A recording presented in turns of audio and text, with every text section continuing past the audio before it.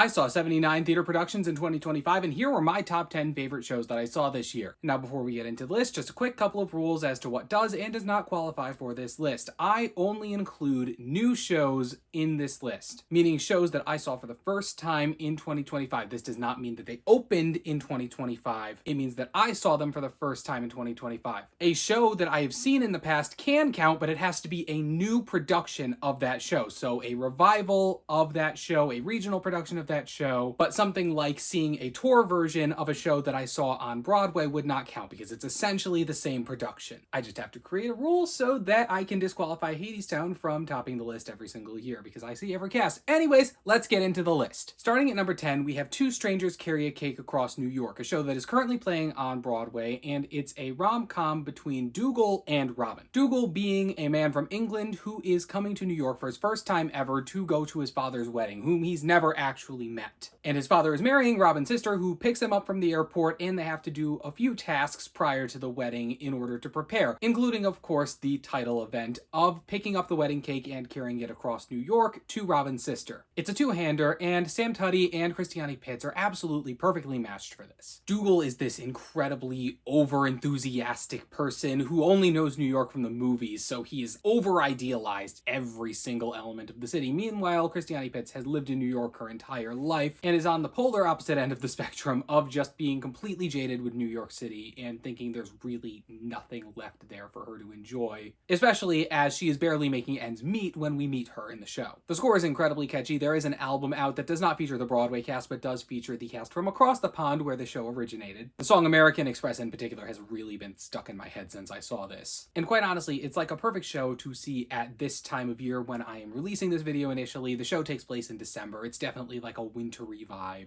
It's just this incredibly sweet little show that I was immediately rooting for both of the characters. Coming up next, we have the current Broadway production of Oedipus, starring Mark Strong and Leslie Manville. And because I know I'm going to get comments about the pronunciation, that is the pronunciation that they use in the show. It is the pronunciation that I'm going to be using to describe this production of the show. Got it? Okay, we're moving on. So, I'm going to assume that we're all probably at least vaguely familiar with the plot of Oedipus.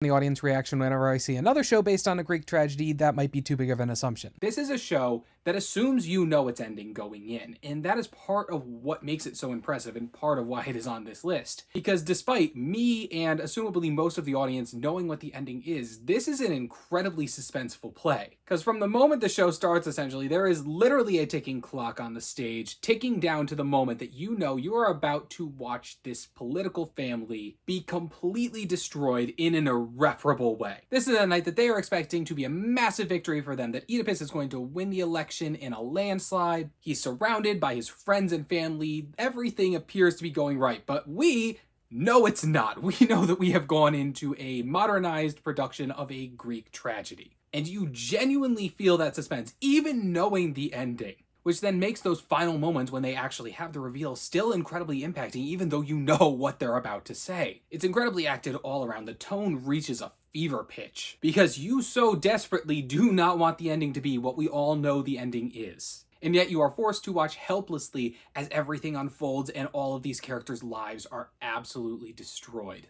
And it's done in a completely thrilling way. This show is also still playing. It's in a limited run on Broadway. I highly recommend it. Next up on this list, we have the first one that is not currently running, so you cannot go and see it, and we have the most recent Broadway production of Gypsy, starring Audra McDonald, although I did also get a chance to see this production with Montego Glover in the part as well. Montego filled in for Audra McDonald's vacation week and then became her alternate for the final month of the production. Now, this production is obviously grounded by its Mama Rose, as any production of Gypsy is, in this case, that being Audra McDonald.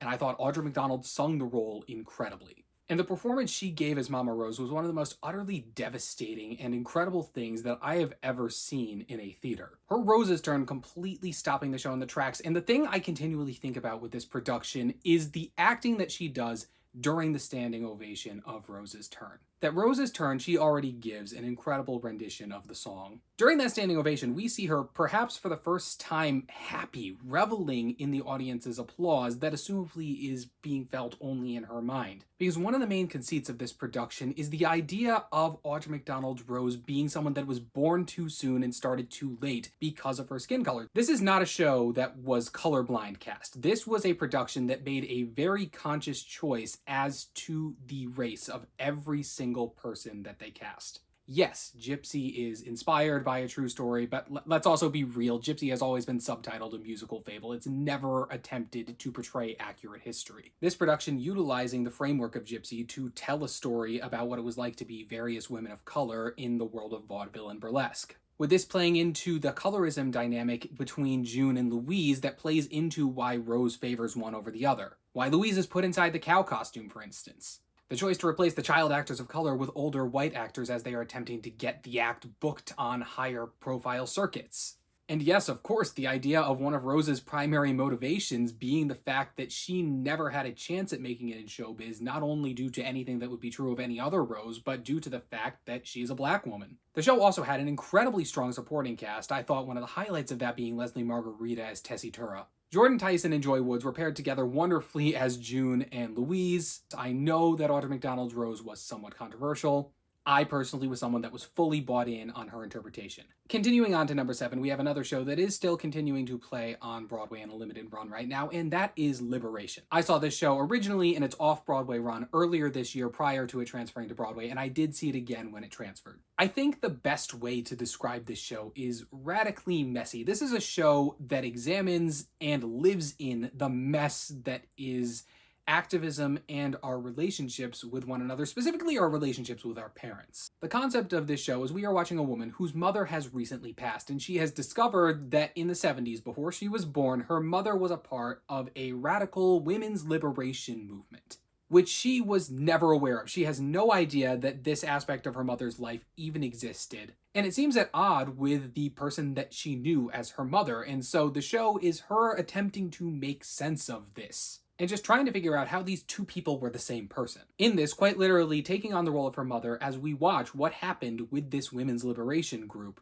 as well as her interviewing surviving members in the present day. It's a show about what has changed for women since the 1970s and what hasn't, and why that is. What did the activists of the past do right, and where did they fall short? Because our central character is really just searching for answers. She's both looking for answers about her mother, but also just about our present day and why things are the way they are. It's about trying to balance everything from independence and joy and activism and friends to family and what eventually gives way when you have to make choices between those things. And it features a wonderful ensemble cast who all have incredible chemistry that only improved from the off-Broadway run to the Broadway run. I remember sitting in the off-Broadway theater for this and thinking, this is probably going to transfer to Broadway, and I really hope that they bring this cast over and don't attempt to slot in a celebrity to sell tickets, and they didn't, and I'm really glad for that.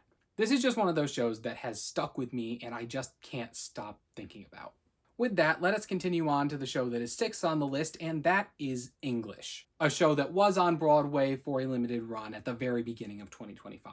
This being a former Pulitzer winner. English is the rare show that I wish was longer. The premise of this show is an English as a foreign language class in Iran in 2008. The show is presented as being almost entirely in English, despite the fact that it is about students who are not speaking English attempting to learn how to speak English. And the way the show goes about achieving this is the students are speaking in an American accent when they are speaking in their native tongue, while they speak in their native accent as they are attempting to speak English, which sounds foreign to us as an American audience. The reason I wish this show was longer is I just wanted to spend more time with all of these characters. If this show was adapted into a miniseries, I would watch every episode. I was really just rooting for all of these characters to succeed as they struggled to learn English for their various purposes. From the grandmother who just wants to get to know her English-speaking grandchildren better, to the student who needs to learn English in order to get their scholarship. And while obviously my life experiences are far different than the people in this play, I could relate to their experiences of struggling to learn a foreign language with my own. And I think anyone that has attempted to learn a language that they did not grow up speaking can relate to something in this play. Whether it came to you easily or if you struggled with it. You obviously cannot see the production that I saw anymore, but there are many regional productions of this show that are being done and have been done and assumably will be be done in the future. And with that, we move into my top 5 for the year, and at the number 5 slot, I have Dead Outlaw. Now,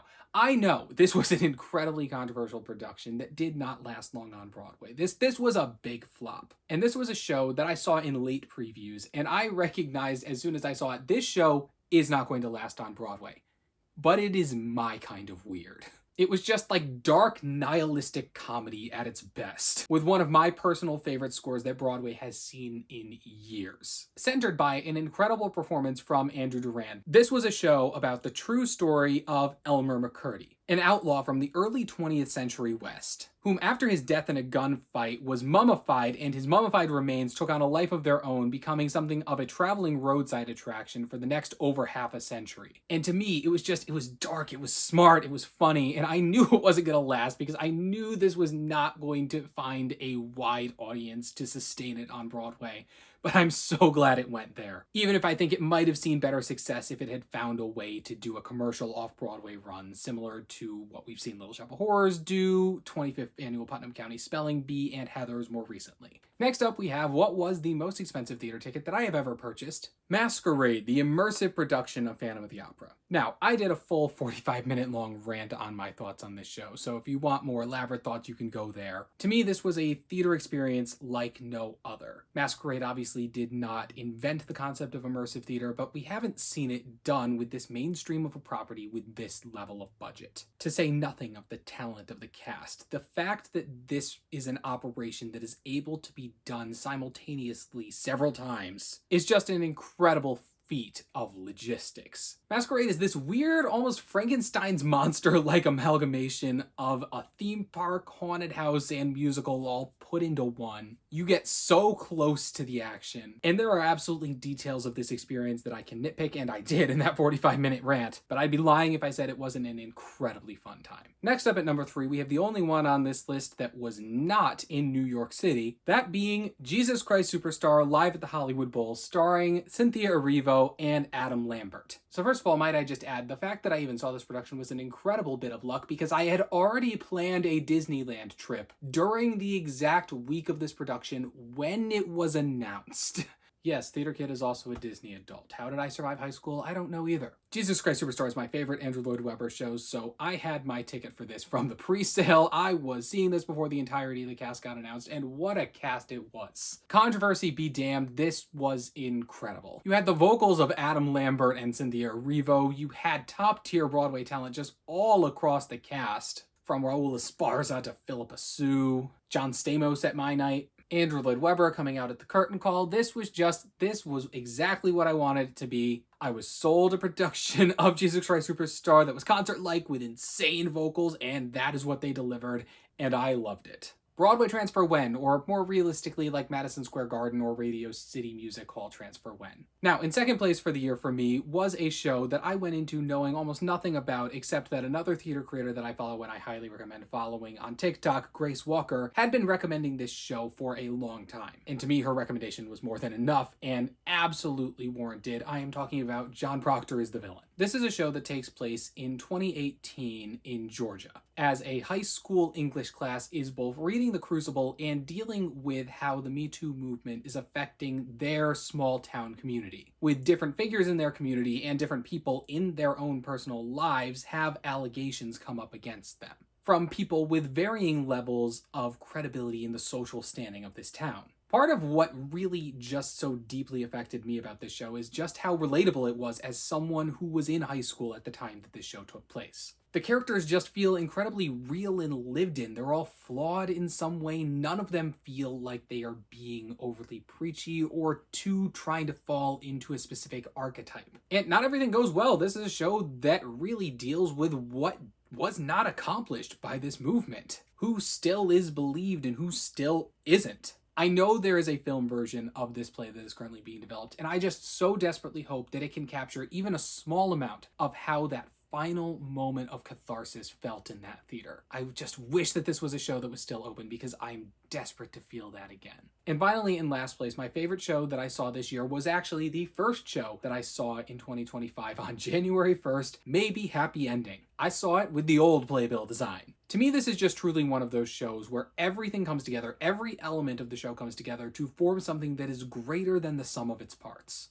The acting, the production, the writing. I saw this show in its early days when it was just barely struggling to sell enough tickets to skate by. Convinced then that if this show could manage to survive until the Tony Awards, which again, at that point was far from a sure thing, this show was not an instant hit, that it was going to win Best Musical and a slew of other awards as well. Maybe Happy Ending is the story of two helper bot robots in near-future Seoul, South Korea, who are retired models living in a robot retirement community who decide to take a road trip to see fireflies. This is a production that I am so happy has been able to find the success that it now has on Broadway, and a show that I am incredibly happy that I saw a couple of times before it fully caught on.